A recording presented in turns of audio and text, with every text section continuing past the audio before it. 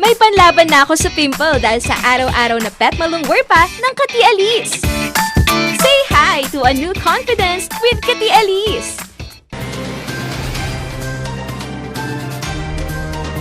Narito na ang mga nagpapagang balita. 2 sasakyan at 2 motorsiklo nagkarambola sa Baguio City. Tinaguriang drug princess ng Baguio, arestado. Bayan ng Bawang, mananatili sa General Community Quarantine. Ilang bahagi ng San Fernando, La Union, isa sa ilalim sa ECQ. Nagsisilbing tanggapan ni Atty. Marie Rafael sa Beneco, wala pa ring supply ng kuryente. Mga nakakabit na CCTV na diskubre. Kampo ni Engineer Licoben, nanindigang matagal na raw itong nakakabit. Legal ba ang separation agreement na napag-usapan sa barangay? Alamin sa Ikaw at ang Batas. At tinaguri ang pinakamasungit na tindera sa social media, kilalanin.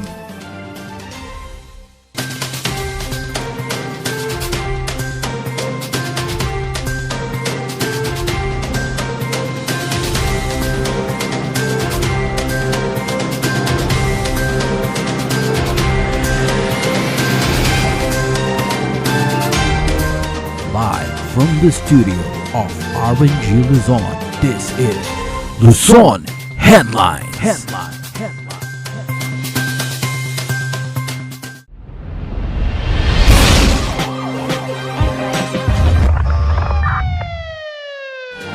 Arestado na ng PIDEA ang tinaguriang drug princess ng Baguio City.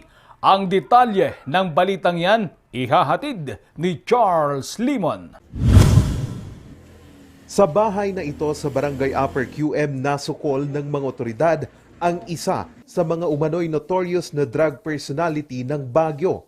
Nakilala itong si Ali, 29 anyos at residente ng nasabing barangay. Si Ali ay anak ng tinaguriang drug queen ng Baguio noon na si Brenda Singson. Nakakulong din ang asawa ni Ali dahil sa kasong pagtutulak din ng droga. Ang naaresto natin dito yung anak ng itinuturing na drug queen ng Baguio. At yung drug queen ng Baguio na yon, sentensyado na at nagsisilbi na ng kanyang time doon sa Bilibid Prison. Kapatid din nito, si Christopher Singson, yung pumatay ng 2 batang babae. Pinatay niya, ginahasa niya, nandun na rin siya sa New Bilibid Prison. Sa bisa ng search warrant, hinalughog ng PIDEA, NBI at PNP ang bahay ni Ali. 6 na pakete na naglalaman umano ng shabu na may kabuwang bigat na 12 gramo na nagkakalaga ng 81,000 pesos ang nakumpiska. Sa paghalughog din ng mga otoridad, nasamsampa ang iba't ibang drug paraphernalia, tutor at isang caliber 38 na baril. Malaking kawalan. And then kung titignan natin yung mga previous intelligence report na ang droga ay galing sa penal colony. Nanay nito nakakulong. Maaring direkta yung pagpapadala ng illegal drugs dito sa anak para i-finance. May mga nakuha din kaming mga resibo. At titignan natin kung saan nagpupunta yung mga pera, saan pinapadala, sino ang kumukuha, at sino yung mga nakikinabang. Dagdag pa ng PIDEA, ito na ang pangatlong raid sa bahay ni Ali. Kaya naman, balak na itong ideklara bilang nuisance. Pag nagkataon, ipapasakamay ito sa pamahalaan para hindi na ito magamit sa krimen. Na ito pinagpipick upan, minsan ginagamit na drug din ng kanilang mga parokyano. Ito rin yung 3 beses ng sinearch warrant. Kaya siguro panahon na para itong bahay na ito, itong lugar na ito, para hindi na gamitin sa mga kalakarang ganito, dapat i-declare ito na nuisance. So merong panukala ang sangguniang panglungsod na yung mga ganitong klase ng bahay na ginagawang pugad ng krimen at illegal na droga ay isasubject into forfeiture proceedings pagkatapos niyang madeklara as nuisance.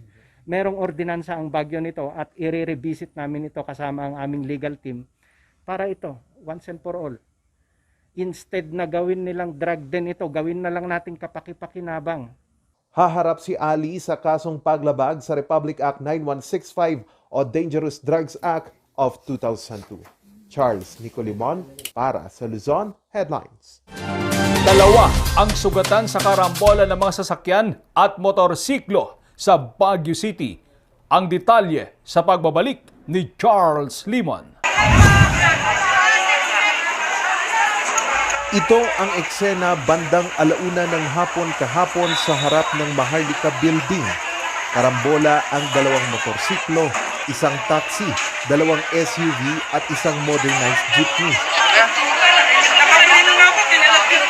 Rumesponde agad ang mga pulis at operatiba ng 911 on call. Ayon sa investigasyon ng pulisya, minamaneho ni William Richard Lumbag Willie ang kanyang Pajero papunta sana sa intersection sa Harrison Road nang umabante na ito at aksidenteng naapakan ang accelerator ng sasakyan. Allegedly, regarding to Mr. Willie, sir, naapakan niya yung accelerator, accidentally, kambo niya kasi matik yung sasakyan, sir. Parang naikambyo niya sa low, tapos napakan niya yung accelerator. Dahil dito, inararo ng Pajero ang dalawang motorsiklo, isang SUV, isang taxi at isang modernized jeepney.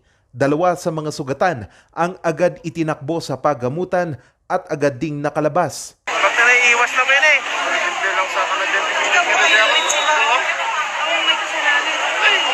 Yung mga kaparty nung Pajero, na settle naman yung tatlong sasakyan, tapos yung dalawa na may slight physical injury, nakalabas din kahapon.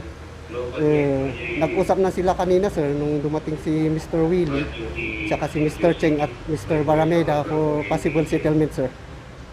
Inaasahang idadaan na lang sa areglo ang pangyayari.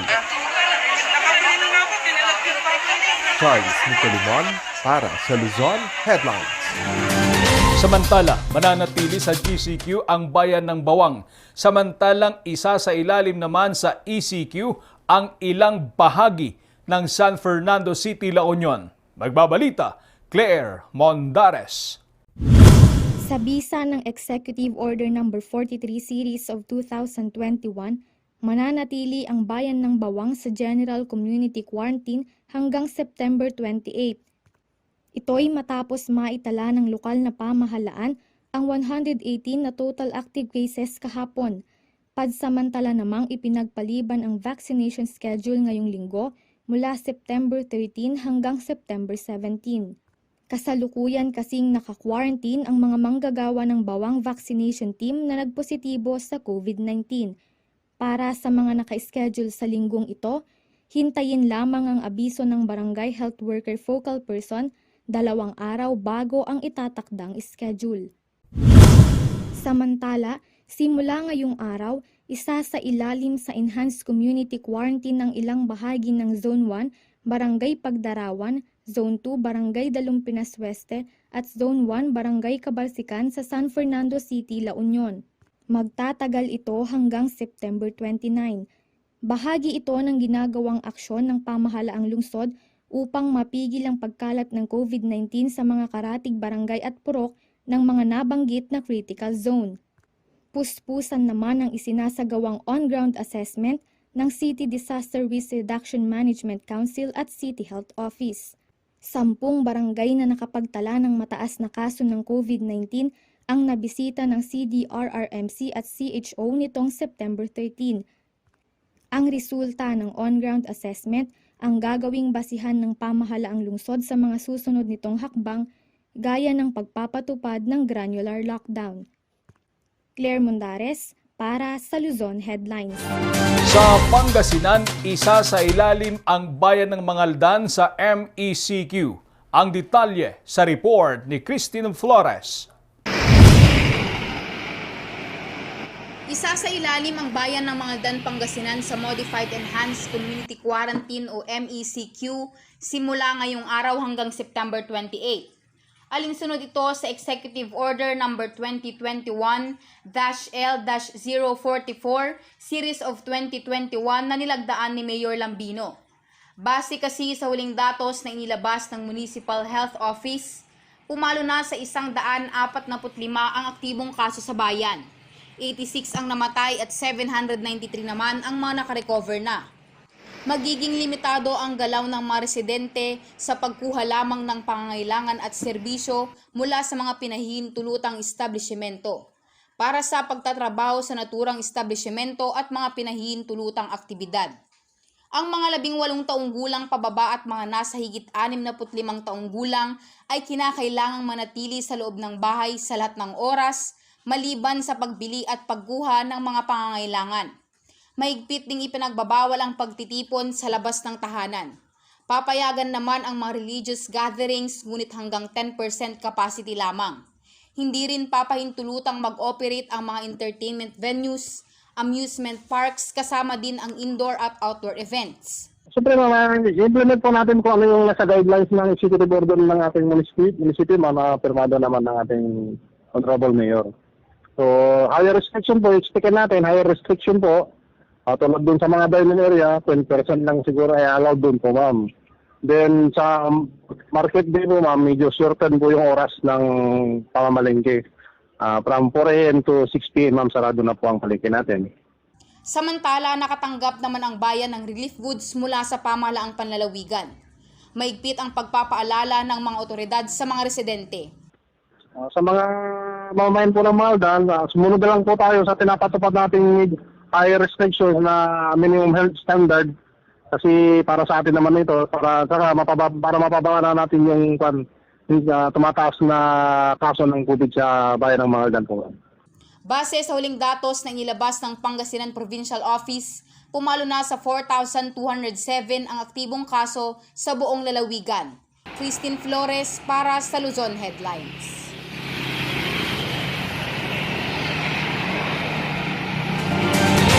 Sa iba pang balita, naghayag ng kahandaan ng Candon City sakaling ituloy ang planong face-to-face class ng kindergarten hanggang sa grade 3. Magbabalita si Nisel Benitez.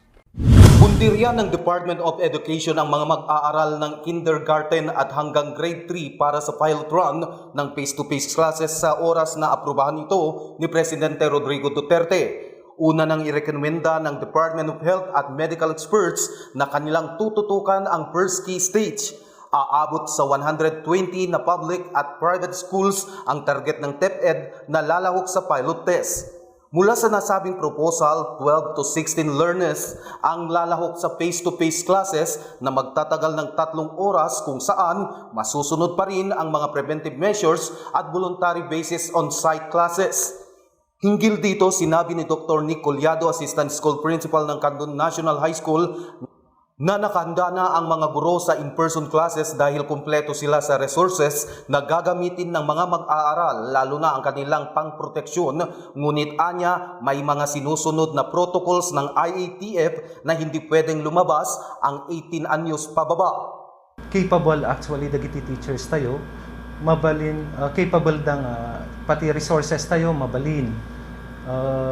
May provide amin iti Department of Education data, particularly iti Division of Candon City only, at damat nga min jikon kunadang nga protocols iti IATF nga sundwen. Iso nga, I think, on my part, anak nga may nabulpay lang dayjay, especially dayjay age dagiti ubing napaka-crucial.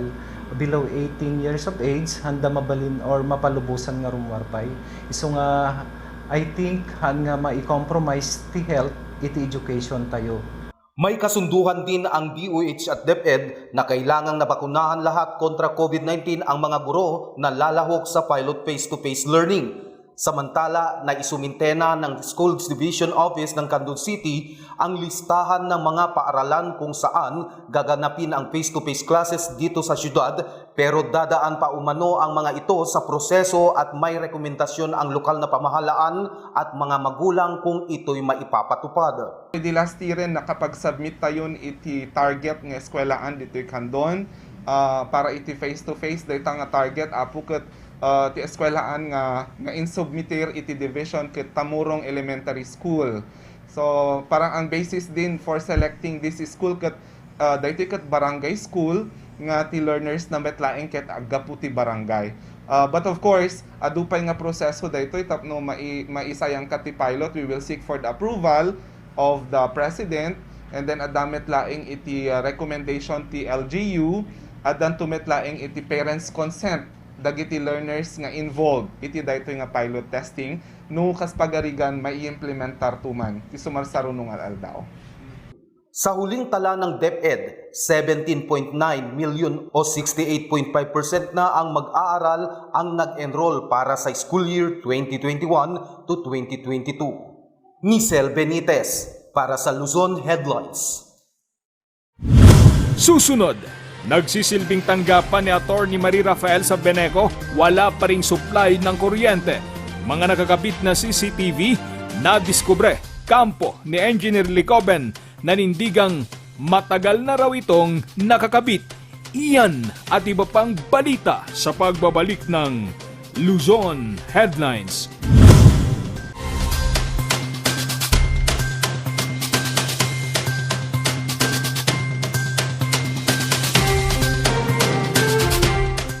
Only barbecue, only grill, only side dishes, only additional dishes with only charcoal barbecue. Indulge and choose from our 8 types of meat. Beef samgyeopsal, pork samgyeopsal, spicy samgyeopsal, tender flavorful moksel, pork barbecue, spicy chicken, and chicken barbecue. Don't limit those cravings and go all out with more than 20 additional dishes. From ramyun, soy sauce chicken, fried chicken, dumplings, kimali, tteokbokki, chop suey, spaghetti, macaroni salad, kimbap, vegetable salad, cookies, doenjang soup, egg soup, sweet and sour pork, and many more to satisfy your appetite. Top your foodie experience with unlimited side dishes to choose from with a variety of vegetables, finger foods, noodles, spices, and many more. Best experience with family and friends. Treat yourself and visit us now at Samgyup Pocha, located at number 2 Leonard Wood Road, Manuel A. Rojas, Baguio City. Open from 11 a.m. to 10 p.m. Redefine Unlimited. Coronavirus. Dahil dito, may mga bagay na hindi mo na magagawa. Ngunit, may katuwang ka. PDA or Pau de Arco Herbal Capsule na may antiviral quercetin at immunity booster.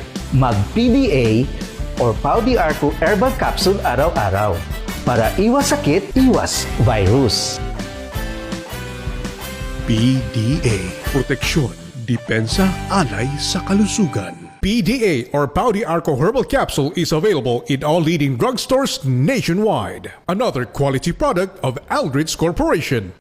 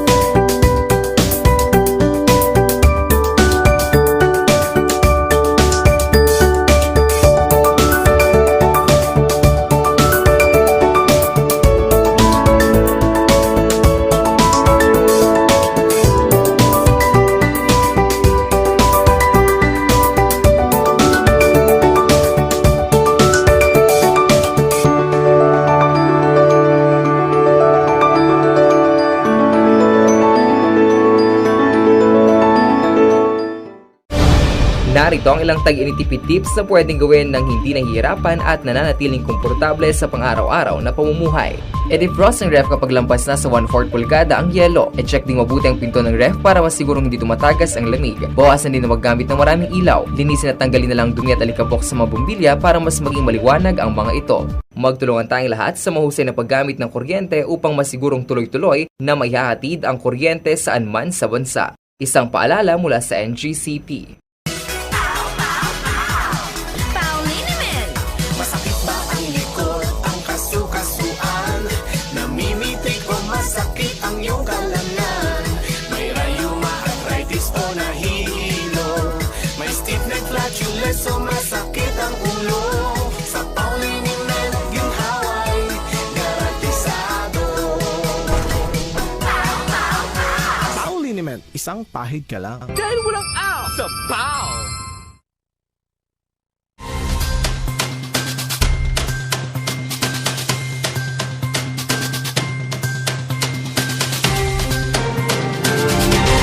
Wala pa ring supply ng kuryente ang nagsisilbing tanggapan ni Attorney Marie Rafael sa Beneco. Pinalagan din ang mga nadiskubreng CCTV camera. Pero nanindigan si Engineer Melchor Licoben na matagal na itong nakakabit. Ang follow-up sa report ni Charles Limon.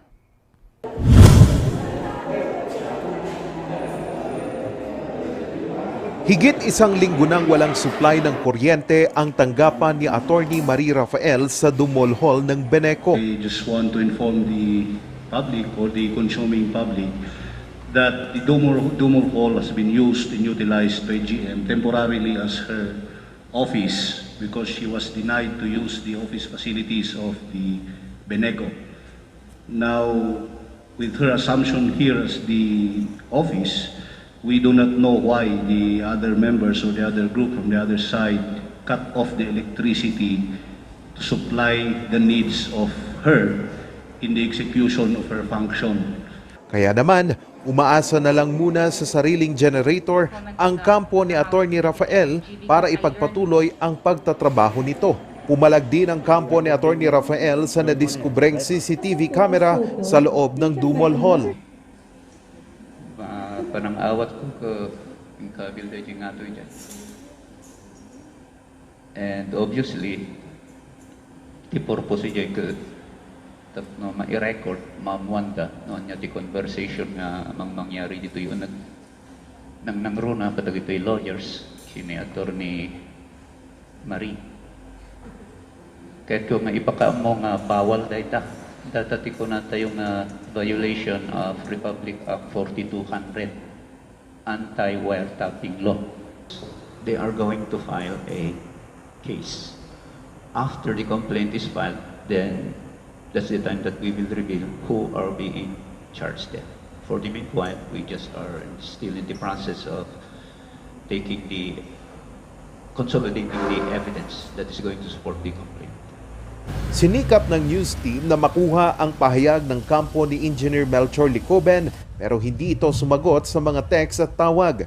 Pero sa pahayag niya sa isang media outfit, sinabi ni Engineer Licoben na noong 2017 pa daw ito na ikabit sa Dumol Hall para na rin sa seguridad ng Beneco. Samantala, nagpadala naman ng sulat si Attorney Esteban Somgi sa kampo ni Attorney Marie Rafael.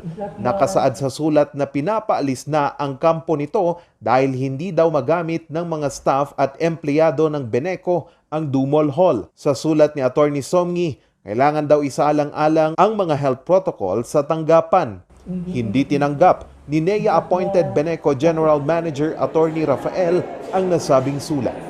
Charles Nicolimon para sa Luzon Headlines.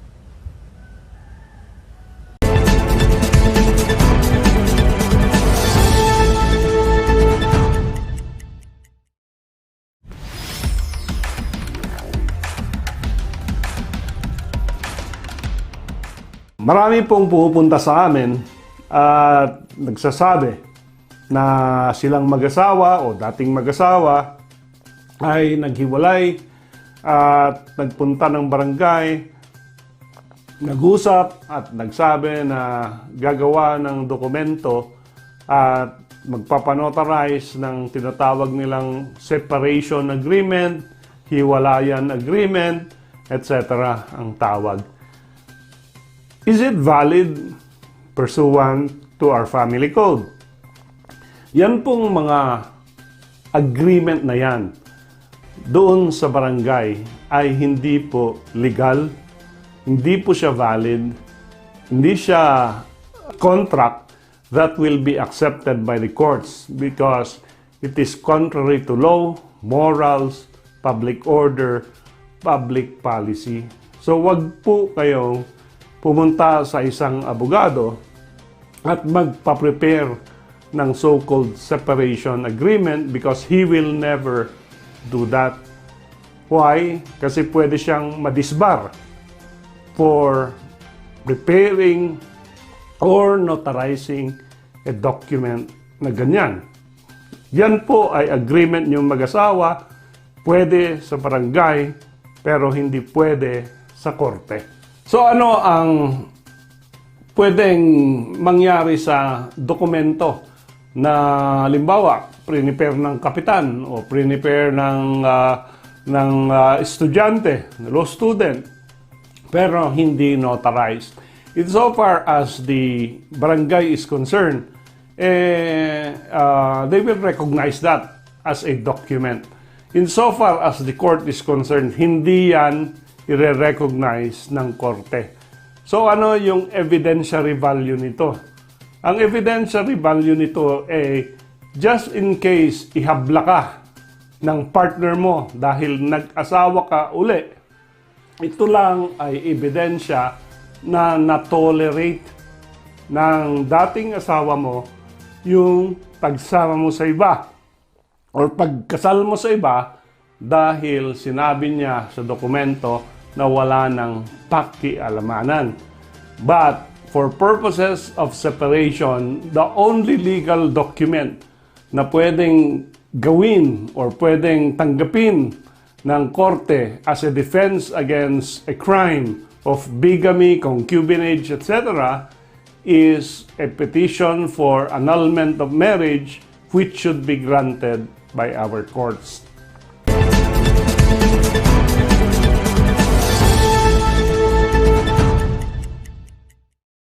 Ang bahaging ito ay hatid sa inyo ng Pines Estate and Gaming Corporation. Susunod, kilalanin ang nakakalokang pinakamasungit na tindera sa social media. Ang kwento sa pagbabalik ng Luzon Headlines.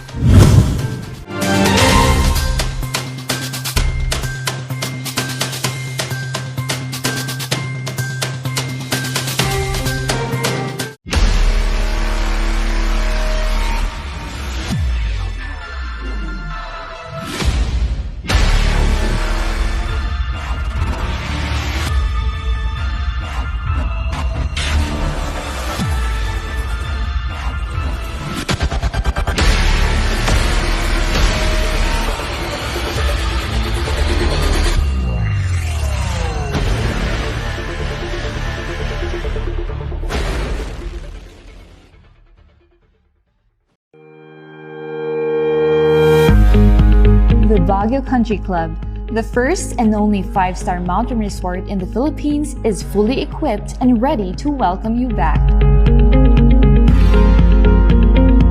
The club has thoroughly worked on adapting to the new normal. The usage of any of the facilities and amenities of the club is governed with specific rules, regulations, and procedures in accordance to the medical, physical distancing, and disinfecting protocols. And as you return back here to your second home and make new memories with us, we assure you that at the Baguio Country Club, you do not have to worry because we can assure you that the club continuously puts great importance to the health, safety, and wellness of its members, guests, and employees.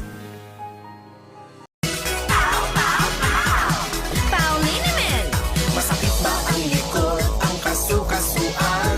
Namimitig o masakit ang iyong kalamnan? May rayuma, arthritis o nahihilo? May stiff neck, flatulence o masakit ang ulo? Sa Pauliniment,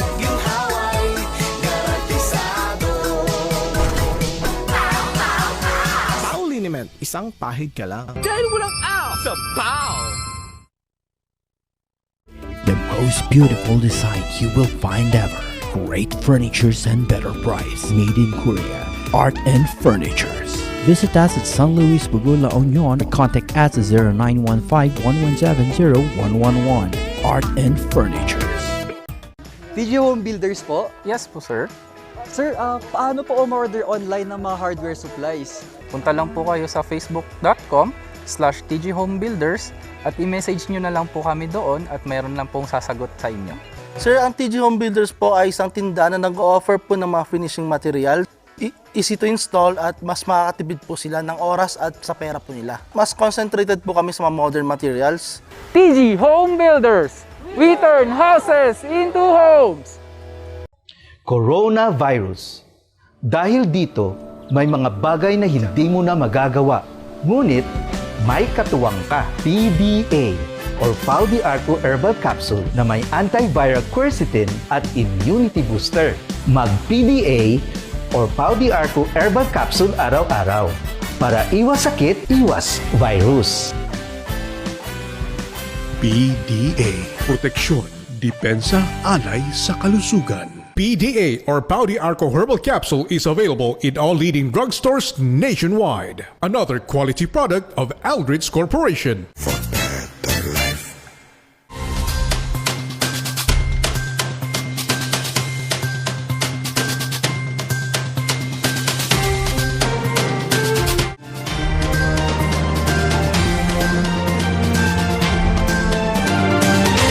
Patok ngayon sa social media ang tinaguriang nakakaloka at pinakamasungit na tendera sa online. Kilalanin siya sa report ni John Ren Tabor. Kinagigiliwan ngayon sa social media ang tinderang ito. Siya si Bernie Batin, Tubong, Pangasinan. So ako po si Bernie Batin na ang nakakaloka at pinakamasungit na tindera sa social media na nagmula pa po sa bayan ng Natividad, probinsya ng Pangasinan. Ganon! Nakakaloka! Tumatak sa isip ng mga netizen ang kanyang content sa tindahan dahil sa dami ng views. Pero ni isa ay walang bumili. Bago makilala si Bernie bilang nakakalokang pinakamasungit na tindera sa social media, nagsimula muna siya sa paggawa ng mga nakakaaliw na content sa YouTube. Dumating din siya sa puntong nawalan ng gana at huminto sa paggawa ng mga content ng ilang buwan. Hanggang sa kasagsagan ng pandemya, naisipan niyang bumalik. At wala! Inulan nga ng mga positibong komento ang kanyang vlogs.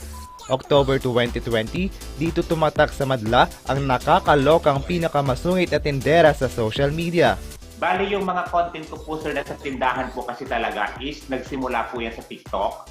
Tapos may mga iba't ibang mga page creators po kasi sa Facebook na nire-upload yung mga videos ko po noon. At talagang nag-viral nga po noon, parang umaabot pa ng mga 20 million, 24 million sa mga ibang page creators po sa Facebook hanggang sa dumating po ang time na may mga supporters na po si Bernie na nagsabi po sa akin na why not nga daw po na gumawa na daw po ako ng sarili kong Facebook page. Dedikado si Bernie na maghatid ng good vibes sa netizens. Sabi ko, the more na may natutuwa po kasi sa mga pinaggagawa ko, the more po na ginaganahan po ako gumawa ng mga content. Kaarawan ni Bernie kahapon at ang birthday wish niya ay ang makapasok at maging opisyal na housemate sa bahay ni Kuya. Nag-audition kasi si Bernie nitong mga nakaraang araw. John Ren Tabor para sa Luzon Headlines.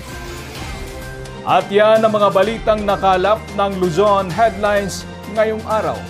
Maraming salamat at muli, magandang gabi po sa ating lahat.